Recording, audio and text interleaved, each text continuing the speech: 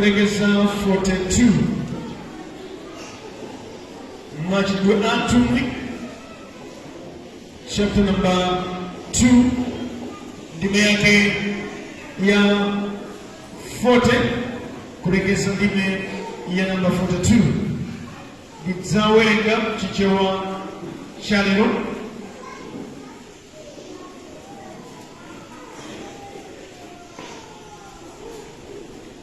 Petro anawachenjeza ndi mawu ena ambiri ndipo anawadandaulira iwo kuti mudzipulumutse m'bado owonongeka uno. Iwo amene anawulandira uthenga wake anabatizidwa ndipo tsiku lomwelo miyoyo pafupifupi 3,000 inawonjezedwa ku gulu lawo. Mulungu wakondwa mkulu amene adziwa kudalitsa adalitse kweli mawu wake kudala munthuyo wakuzuma Mulungu kwasunga ndi kwachita. Amen. Ndidzafunsa magulu oyimba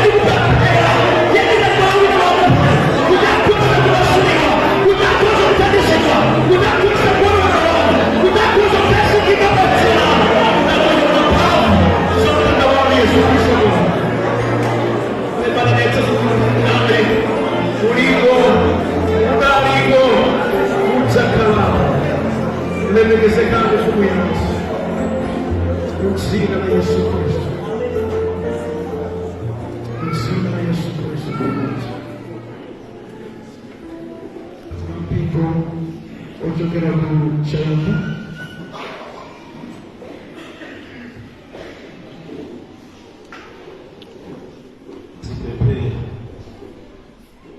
Oyera Mulungu Atate okhala kumwamba, timakutchani oyera chifukwa choti ndinu Tate wake wa Mbuye wathu Yesu Khristu, amene adadzafa pa dziko lino lapansi ndipo atayesedwa adapezeka opanda banga. Chifukwa chake timakutchani oyera. Timakutchani oyera chifukwa choti ngakhale ife ndife mbadwo okhotakhota, maganizo athu ngoyipa ndithu, timafuna zabwino zonse zikhale kwa ife, koma zathu tiwafunira zoyipa, koma yeti timanama kuti ndife Akhristu, koma inu mumatipatsabe moyo, mumatipatsabe mphamvu. Chifukwa chake tere tikunena kuti ndinoyeradi. Zikomo kwambiri kuti tabwera mu msonkhano wanu, tikukulambirani. Tagonja kuti dziko lathu likupita nthawi zina anthu amene amatsogolera amanamizidwa kuti zinthu zikuyenda bwino, pamene ife amene timakhala tili pansi penipeni timaona kuti zinthu sizikuyenda bwino. Tipempha kuti atsogoleri athu, nduna, anthu ogwira ntchito zaboma komanso mabungwe, muwatsogolere kuti muwapatse nzeru kuti asadziunjikire chuma, popeza inu mudanena kuti munthu azipititsidwa ndi malipiro ake.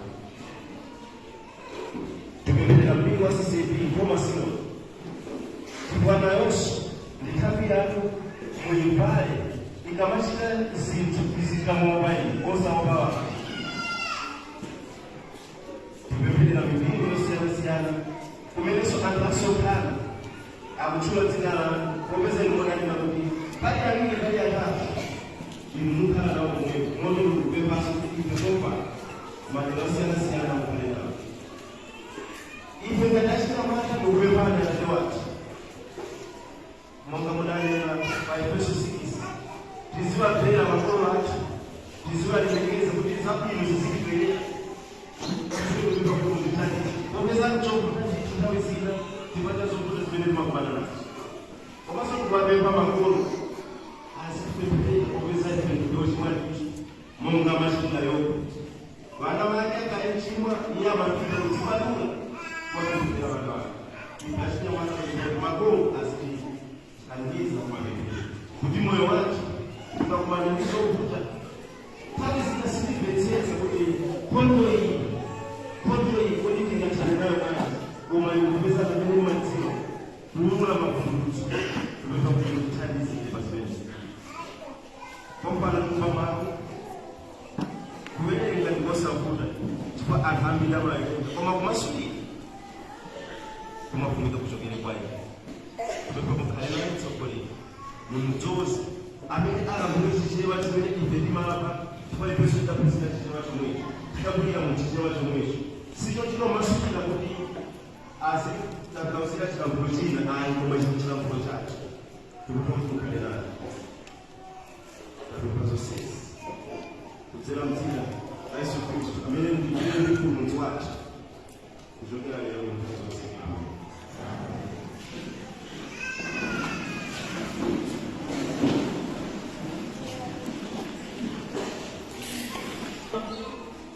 Lero lino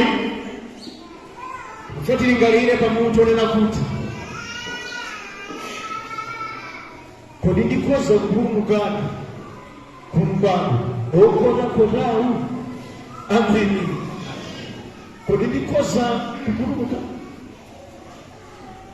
Mawu amenewa amene tawerenga tikalayambirapo yambiri tikanamva kuti inali nyengo imene Khristu Yesu wabwera kumwamba, ndipo iye nguzo ophunzira wake ngusamwazikane kadzuka mbera kufuna Mzimu Woyera adadza pano. Ameni. Adakangalika ndi kupemphera, Mzimu Woyera adadza pano, adayankhula ndi mneneri achilendo amene adapangitsa kuti wina wozungulira adabwe chinthu chimene chanu. Ndiye mumadziwa inu anthu ambiri amati pa zimene sazimvetsa bwino amakonda kuyankhulapo. Iye zakuti sazimvetsa.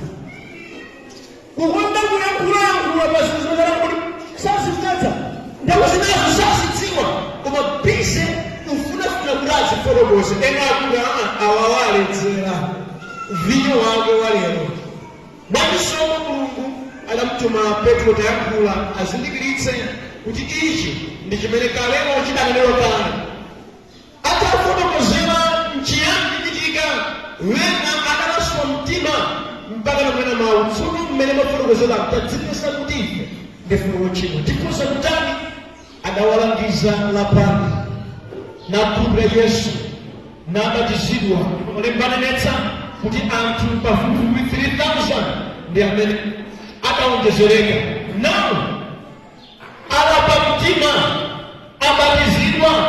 Baibulo likuti Petro adawalangiza ndi mawu ambiri ndipo ena mwa mawu adawapatsa adawalenga akuti wakadapatsona popeza munayamba kupemphera dzipulumutse kumbado uno wosawokosoka wokotakota woipa udimabona mbwana wa amen kupulumutsa Yesu tilimoza chipapalika kanalipatu mtu amene akhoza yekha kudzipulumutsa uchimo koma pamene wapulumutsidwa kuti ukhalebe wapulumutsidwa uyendeke konga pene Mulungu wafunira ndi udindo wakonso wakupewa silipa wakudziwa chilungamo wakuyesa mizimu wakutsata choonadi chimene Mulungu adanena. Amen. Zimenezi ndi zimene zikhoza tsono kutithandiza kupulumuka kumachitachita oyipa. Haleluya. Amene akuwalangizawo anali ndani? Anali Ayuda omudziwa Mulungu. Iwowo amatsata za Chiyuda mudzikumana mudzipanga festival iyo amatsatira ndithu okondedwa. Ayuda amakhala ndi nthawi yakuti akakoza zawo amasonkhana konse kumenacho akamakhala kubwera pamodzi kumadzachita chimwemwe chimenecho. Nthawi imeneyo nthawi imene Mzimu Woyera anafika. Tamvetserani, iwo amati akakhala pamodzi kumasakirana kumanjoya amakhala kuti enanso akudziwa chikhalidwe chawo akudziwa chiyankhulo chawo komanso amadziwa chiyankhulo chakumene amadakula amakhala nawo. Mzimu Woyera atatsika pa ophunzira a Yesu adayamba kuyankhula ziyankhulo zina zakuti kuja kumene achokera kuja amayankhulanso. Zilikali kuti ndiwe munthu amene ukuchokera kumpoto umayankhula chikubuka koma umakhala kuno ndekuti umamva ziyankhulo ziwiri ukumva chenjewa ukumvanso chakunono. Nawo ukaone wina ndi mchewa mgadini wamaphata odziwa sesenya ndi kuyankhula chakumpoto zakhala bwanji. Ndi chimenechi chimene Mzimu Woyera adachita adasokoneza kwambiri zedi mpaka nakubana anthu zoyankhula nyamuyikire ndochi samazimvetsabe mpaka nawo chimene tamangira kunena iwo kuti akuluakuluwa aledzera popeza iwo kudziwa kwawo amangodziwa Mulungu koma chinachita chilungamo pa Yesupa samatsindika samadziwa ndi aja amakana kuti Yesu ni mwana wa Mulungu. Amen. Ukondedwa kuti ndinene alipo anthu ambiri amene lino akupemphera chifukwa chakuti mwina makolo awo anabadwa mpingo omwe uno chifukwa kuti iwowo adapeza bwee muno. That's why adapeza kuti mpingo uno chifukwa mwina iwowo amangosangalala ndi chigwirizano kapena amangosangalala ndi mpingo koma chilungamo chake Yesu sadamulandira. Amen. So wongerewa kumvetsa zina kumakhala kovuta. Amata kunyoza zosafunika kunyoza, amata kusamalira zosafunika kusamalira chifukwa Khristu choona ngati mwawo mulibe. Amen. Ndi magulu anthu amene amachitako zina koma zenizenizo amakaniwo amaponya ndi aja Paulo amene akunena kuti akukhala nawo maonekedwe achipembedzo pa mphamvu yake ananiwo adayika funso lofuta kwa Aneba la siku kuti Aneba ndinu Khristu kapena wolowera. Tafusana ndinu Khristu modi kwambaba kamati kulopemphera kunaso inuyo. Haleluya. Kumamba kama wanenge mapona akini ama kunaso inuyo ndimalitinene pani akamakakweza kupemphera sana na mmembala wa mpingo ayi akamakakweza kupemphera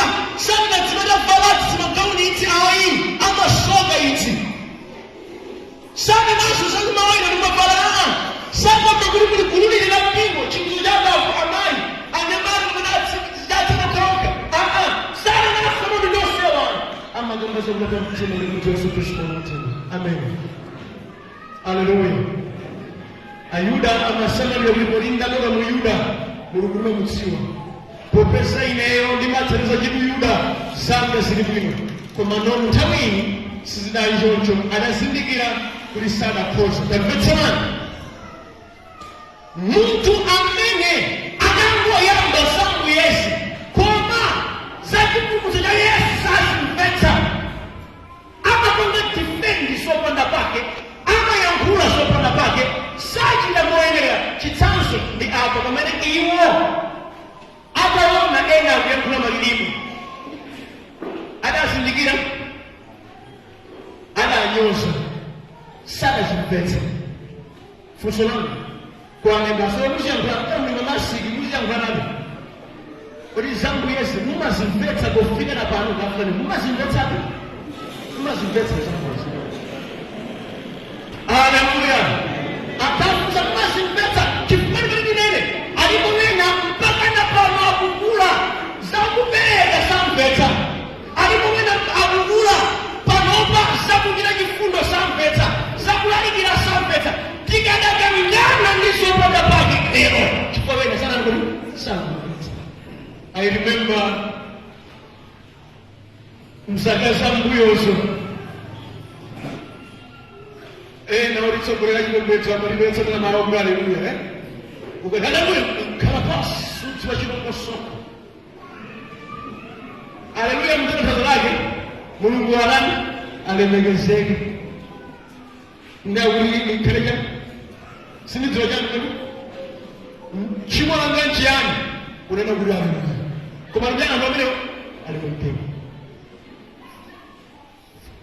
Oliba ina apata ngoninga di kuomba manja mwenyewe. Kuma kuna ngoni kumirise. Ya pokoso kala ni chini na maso na ngoni. Hayo hofu. Inu libaji wangu shogwanzana. Mugaba waba kumogo na uzambi mama maule wena. Ndukala pansi ndikusolika soli. Marijani mwezelika bachi.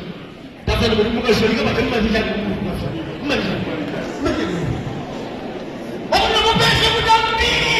Adamu mwenye bali besi ndamya kula mwai. Mwenye bachi madari ai. Na solo ni madero na solika kai. Tili kushukuru ndawina. Zatuna hayo wina. Erote madidika punzira ndeli mabila sontai mambragri mosi.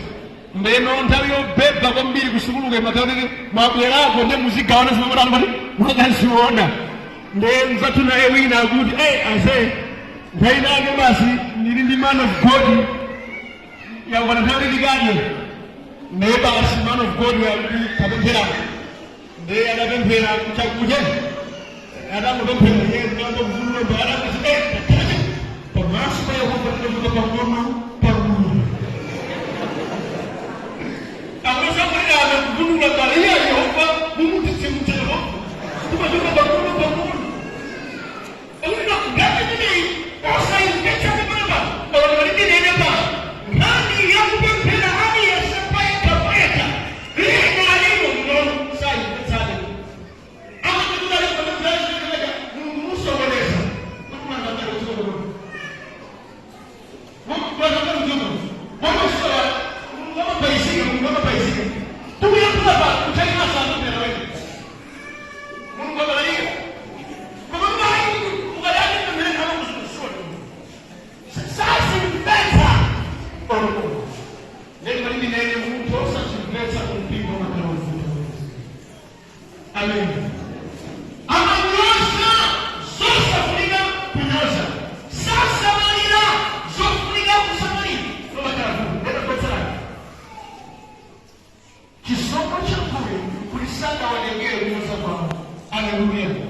Mungu ni kwa jikoni tukapona mzima. Sasa nyingine kuanza kwa wa. Anafundisha Petro na Yakobo kwa mfano.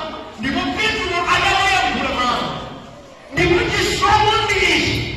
Chakuni atamuva Petro hapo yangura. Sasa alikuwa naye kama adampa sakuru amfere kwa vitu vya Okone ndo wangu kufuna msiwa za choma cha mbule muzikani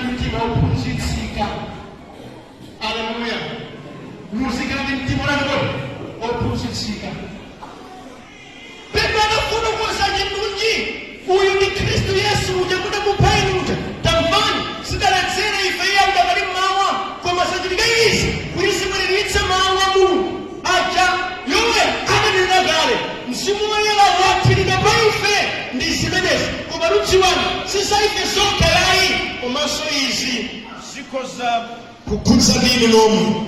Haleluya. Na atakutsika mtima na amva chilungamo chikulikira mtima ndichi adavomereza. Haleluya. Funso moyo mumatimka usikashongonadi kuti mpenya sisi kwenda mumavomera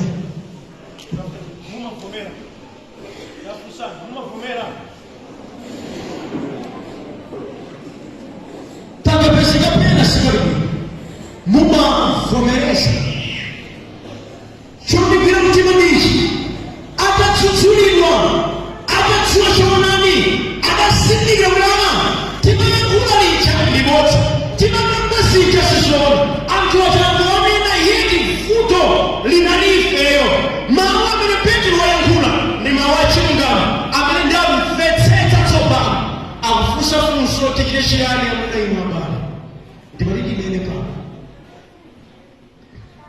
vuto limene likugwedeza miyoyo yathu ndi ili mukadziwa choonadi ambiri mumakwiya malo mokonza ndi kutsatira chilungamo mukapezeka kuti pinapake mumaphonya ndinu akulangiza mkoni akukuza ndichenicheni malo molandira ambiri mumakwiya ndiye ndalisiyayelele koma yeti ndiyo vuto ndimalidinene sikutheka kuife kufika pamulingoya mbaubale ndambuye kopanda kuvomereza. Haleluya. Pafuto imene unayesana nalo anafuna nene ndichite chiyani tsopano nditamva chilungamo chotere ndikamvena muli pano mudadziwa sikuchita bwino mumatani mudadziwa zesikuzimvetsa mumachita bwanji ndimati ndikamve pali zingapo zimene anthu amachita atadziwa sakuchita bwino wani amatangwanika ndi kubisa adziwa ndili pa mistake amatangwanika amabisa. Number 2, amatangwanika ndi kupanga defend ali kutsiretsa mina mphepo ndimati ndikamve alipo pano amene amatangwanika kutsiretsa uja popeza dziwa linkali mwawo simuli bwino. Chitsanzo ndichi pakuimbira kwaya patsogoloma chitsanzo ndi munthu yauvina molakwa timaona oyeretsa kuti za Yesu aluyeretsako kuti kazukutayo akhalengani wa Yesu ndithu koma chilungamo chake sizili bwino zizi. Amene sizoona okulidwa wakuno ndiye amene akabva uthenga wa chilungamo napeza simali bwino avomereze ndigatani tsopano ineyo kuti ndikhoza kukhoza kuzimeneza. Amene adalangiza natsata zimenezozo zidayenda bwino. Fundo yakumapetupetu ndi iyi popeza mwalapa popeza mabwera kwa Ambuye mwagonja ndi kuvomereza ulendo sudate. Amene ukadalipo kuti mukafike pamapeto pachipulumutso moyo wanu muchoke mchumu khalebe woyera mdziko lino pali gawo lanu kuti muchite. Gawo lake ndi ili lakudzipatula kumachidwe onyasa a mdziko muno. Ndimati ndikuze sikuti mabala atseka popeza imulandira Yesu sikuti mahule anaka kumidula alikoli mapona ayi. Ndimati ndikuze kutembenuka mtima kwanu kudamuimbira Satana sakondwera ndipo akumakani kwambiri kuti mudziwenso kuti khomwe sinyemba akumakani ayesetsa kuti akumene pamenepo pamene pali kugawana. Haleluya. Ndimati ndikuzeni malangizo adofunika lidziwuzani akuti mudzipatule kumbado unowonongeka makamaka munyengo yathu zinthu zizimuna. Amen. Nthawi ya human rights, nthawi yonena kuti no muchechi ndi zonse pamapa zachiyero sizikulalikidwanso m'machechi ambiri. Nkhani ikuchuluka m'machechi ndikanyanya ndalama, mulemera muchita bwino zikuyenderana. Zimenezi pozifuna ziwononganso makhalidwe a wanthu. Tili mu nyengo yofuta, nyengo yopweteka. Chitsanzo china ndichi sali kudala kasembeni yawo kali muholo iyo iwowa ndiye achita ngizo ena nde akasangawa amaphunzitsa ana ampingo ulikodi uno zokhudzana ndi kudzisunga kwa atsikana, kuti atsikana inu dzisungeni mpaka namudzafike pokwatiwa m'banja lanu. Wina adawatsutsa amayiwa akuti nzosatheka kuti mtsikana akhoza kubadwa mpaka na kukadziwa banja ali m'banjamo, ayi apezekedwa apa ngati sachita nawo zakufe zimenezi padagwa banja lalikulu achimwene osapezeka.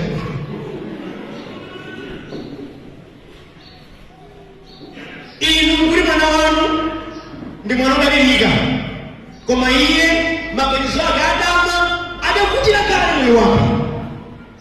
Ine nthawi zambiri imamanga ukwati tawisani maganizo mbale isindi kumukankhira kutsoka chemwaliwa ali kulumira. Ukamona mulongo uli mbale isi mafuta nkhani ya chiyero ikuvuta. Pamene sinofutira ndi apa kwa ife akuluakulu ndi kama Yesu zongezo mmatimanacha. Chitsanzo china ndichi mupeza kuti bambo wopemphera mnyumbamo ali mchibwezi ana ake akuluakulu amadziwa kuti madala amanyenga iye adani umati mdala sadabwere wapera kuchibwezi wakanyenga uko kuchibwezi.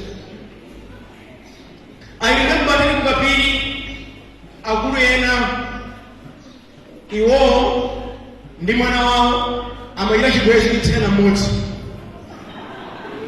Sure, ndi amapanga naye phiri mukhale lero mpileko ndine.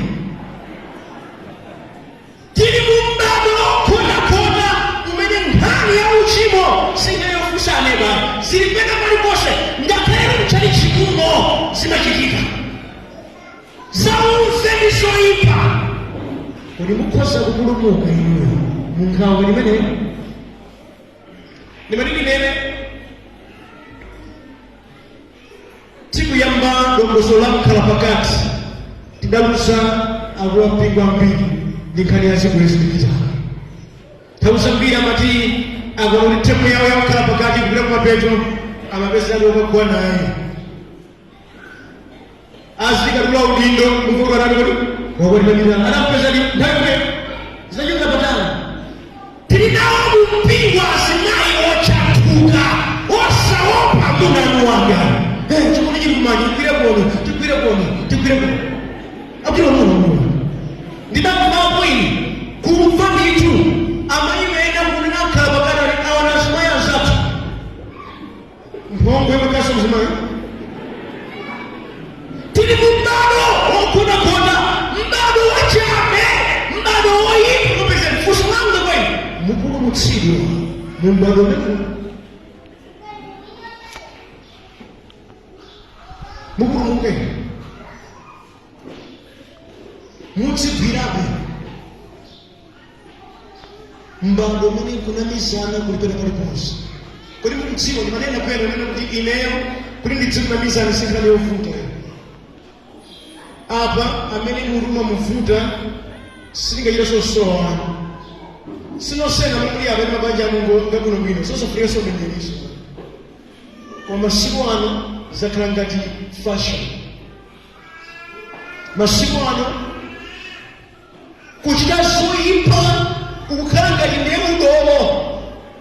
Anthu amafusa ndinamvapo ine akufusana pabawo petu yamusambiri muntu kuti ndimalindikalira pa chini yanga sinika yanga t-shirt kumayenda zoti ndine Musa ambiri sadziwa ndakumasuka ine kumangomva ndidamva ine pena kunena zoti umatabwani kati mkazi mmodzi opempha fusana umadabwani inaso asimaya aliko asimambo wena ari muja zanzanu ndalama muri naye achimwena kuplanta ero umane lini nditumpongolisa muje chijera ndikopenyesa ndikukhota tabwina ndimapitako pa training ipa olekisana wina apo adanduza kamusa iwe ina bwaji bigi uzalangiza mchachikwakoku azimanga chachiipa mwanangu kula arusimasewera auza ine alizimlangisani kuri musipereka kosa usachikulo chifukwa mowa mukulitsa ino yesu ongana kuri hayi amina usakikisari aiwe ngame mwe kumenemo ufuna chile maila ndi adachula nembango yanga nalisinga nile pakulipano